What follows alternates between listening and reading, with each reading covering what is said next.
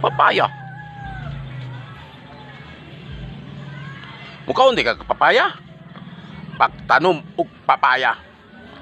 Ay kung tanom ka papaya, natural makakaon yung kag papaya nga way bayad-bayad.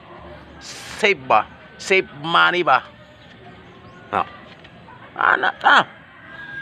Dili sige tagpalit, di ba mga kaparts? Ayo sige palit. Kinahanglan mo tanom ta kung naay lugar.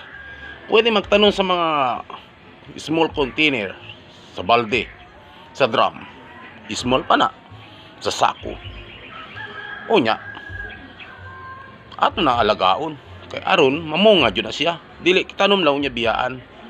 So with that, makakaon mo kapayas nga libre, way bayad. Sige pa nga pamunga. Hantod na mamunga na siya mga kaparts. Pila ka tuig mapul ang kakaong kapaya, sigra na siya pamunga. Kay imuha ng tanom. Hantod maundang na siya pamunga.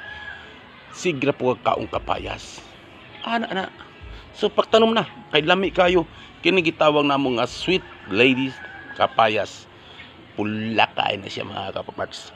Parehas sa akong sanina. Pula kay ang sulot niya, lami kay tamis kayo ba. Okay na. Pagtanom.